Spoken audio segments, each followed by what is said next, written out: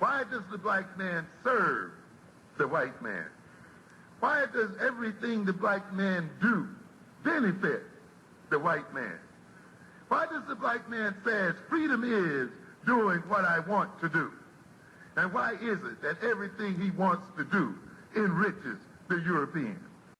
Welcome to the desert of the real.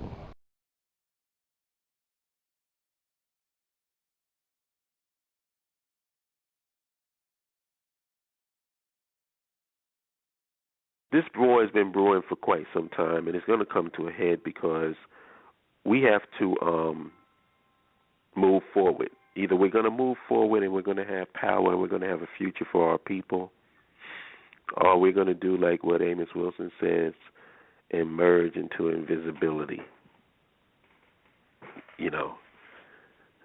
and become imitation chocolate-covered white people. Basically. Now, I keep saying this, but I don't think people truly understand it, because even up until recently, we still having a debate about this. Everybody seems to think that as long as you have some type of black aesthetic, or you kick in some type of so-called, black knowledge or whatever, that we are all on the same page and we all want the same thing. And that simply just is not true. And I keep saying this every single time, but people don't seem to understand or listen to it. There are black nationalists. There's Black African nationalists and Afrikan Centered Progressives who want to build something concrete and tangible in this world, in this society. And if we're going to do that, then we got to have some type of enlightenment period that goes on in our consciousness. I mean, let me give you an example. On the continent, there's so much undeveloped land. But instead of developing the land for the people, the philosophy is, well, the land, nobody controls the land. The land belongs to everybody. Now, what they don't realize is that that's a contradiction. Because if nobody controls the land, well, then anybody can just come over and start doing stuff on it, right? If it's not under the control of anybody, then, what's the problem? You should be able to go over to this unoccupied land and build it up and build infrastructure on it and develop it. But then when you do that, they're like, oh, you can't do that. This is not your land. Well, then which one is it? Do you control the land, or is the land for everybody? You know what I'm saying? And then you got people who think that they're going to fast and meditate their way to power here in America, who don't want to do anything progressive, who want to just sit in the lotus position and light some incense and some candles and burn some sage and think that they're defeating the white man through that. You know what I'm saying? And eventually, those two ideologies are going to come to a head. Now, I'm on the side of the Black African nationalists and the Afrikan Centered Progressives. I've been very clear about that. And this is not to say, that's another thing. This is not to say that if you want to engage in that other stuff, there's not going to be any war to stop you from engaging in it, because in every society you have people engaging in a whole lot of stuff on a personal level. If you want to sit in the lotus position in your apartment, burn some incense and some candles and light some sage and send off the smoke alarms and stuff, hey, that's up to you. You can do that, and nobody's going to stop you from doing that. But what we're talking about is who's going to control the narrative. You know? The people that run the society. Who's going to control the narrative? And it cannot be these metaphysical spiritualists with this pseudo-cultural ideology existing in the vague and the abstract, propagating neo-religion, because that's what it is, and engaging in Negro stalling tactics and embracing intangibles. And the big thing for me is not providing one working model of their ideology. See, the Black African nationalists, what we want to do is create a society for our people so that we can compete on the world stage. Because if you can't compete on the world stage, then what are you really doing? So if anybody wants to be, if they think that lighting incense and sage and candles and chanting and doing all of this stuff is what is going to produce a society, then where is it? Where is it? Where's your society? Where's this prototype of what we should be doing as African people? Because we get criticized a lot when you want to do anything that's modern and developed. Oh, you copying the white man. Really? So what do you want to do? You don't want to have a place that you can go to with the same conditions that you're living in now? You want to go back to you want to go back to nature? You want to take a shit in the woods? You don't want AC? You don't want running water? You don't want electricity anytime you want it?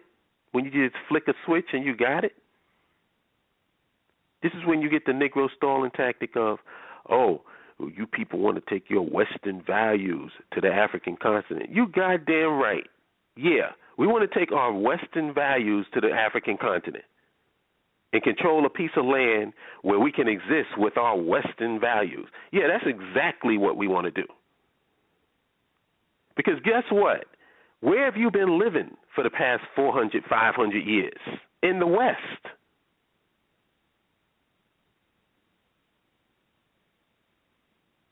What other culture are you going to take to the African continent? You can only take what you know. And the funny part about it is, it's not like you're trying to impose your ideology on anyone else. You want a piece of territory of your own. So for anybody to say that we can't have that, what you're basically saying is everybody else in the world can have a piece of Africa except the people that were stolen from Africa. Everybody else can have their own little take on reality, living on the African continent, but we can't. You can have Chinese come over there. They can build and they can build infrastructure and they can set up shop in Africa. Nobody complains. Nobody says nothing. Nobody requests for them to become African centered. They're actually teaching people Mandarin. It's like that old saying that I use about the unreasonable man. It says the reasonable man adapts to the world that's around him, and the unreasonable man expects the world to adapt to him. That's why all progress is made by the unreasonable man. Black African nationalists and Afrikan Centered Progressives are the unreasonable man. We expect the world to adapt to us. Having your own nation goes against the grain. It goes against the grain. Everybody wants to just exist in a pre-existing situation. Nobody wants to build their own shit and control it. Sounds familiar, doesn't it? Which is why I've always said this, and a lot of people get upset, but it is the truth.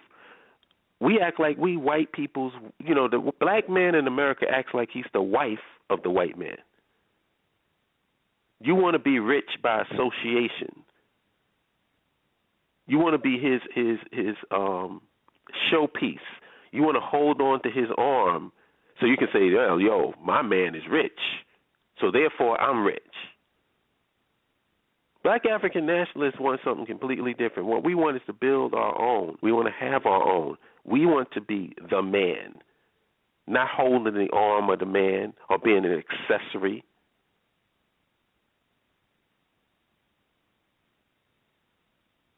But for some strange reason, people feel more comfortable, like even when we talk about Africa. When we talk about Africa, most of the people, the vast majority, who I call, who kick this Pan-African, old school Pan-African stuff, is that they want to go over to an existing African country and work within that system. They want to work within the confines. So in other words, you don't want power. What you want is, instead of having a white oppressor, you want to have a black one. And as far as I'm concerned, and people may get upset with that, but that's what it is. That's what it is to me. Why don't you want to have your own? There's plenty of undeveloped land in Africa. There is a place for people that want to go. If you're African American, African diasporan, there's a place for you to go, and you don't have to upend anybody. You don't have to uproot anybody. You don't have to displace anyone. Plenty of space there on the African continent. I mean, so far. Because people are land grabbing and snatching resources as we speak. So I don't know how long that dynamic is going to exist, but it exists now. So let's think about this. You're going over to the African continent. Your goal is to occupy a piece of territory. The continental African philosophy is the land belongs to no one. But yet when we talk about going over to build something to accommodate our reality and make it have first world nation, all of the things that we want in a first world nation. Sort of like what Dubai did, like over there in the Middle East, you have Dubai, which is basically like the Las Vegas of the Middle East. We know that there's a lot of religion and religious dogma over there, but when it comes to Dubai, you don't have to deal with any of that. Dubai is for the rich. Dubai is for the people that come over there who have money, who have resources, and they make it to accommodate those people. Because if you're going to have celebrities, you're going to have entertainers, you're going to have people coming over to your land, rich people, people with money, foodies, don't discount them, because there's people that like to travel across the globe to eat different types of foods. You have to accommodate those people. And they're not going to live in no mud hut. They're not going to live in the woods. They're not going to take a shit in the woods and wipe their ass with leaves. It's not going to fucking happen. So you can call it Western values or whatever the hell you want to call it, but that's what we have to do, because that's what we're used to. And who is it hurting? Who is it hurting? You're talking about unoccupied land. Who is it hurting if you build up something there for African Americans and African diasporans, and we can build something that's up to date and up to our standards for how we want to live and how we've been living in the West? What's the problem? That's what I want to know. What is the problem? Because I've seen so much. We've caused so much angst with Negroes. Niggas are straight up to, well, the African American is not a tribe. Yes, it is.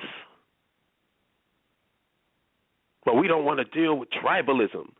Like I said, talking out of your mouth, saying two things and not realizing the cognitive dissonance. It's crazy. So you're saying we're not a tribe. Well, Africa doesn't need any more tribes, but then you want to respect the tribalism. Which one is it?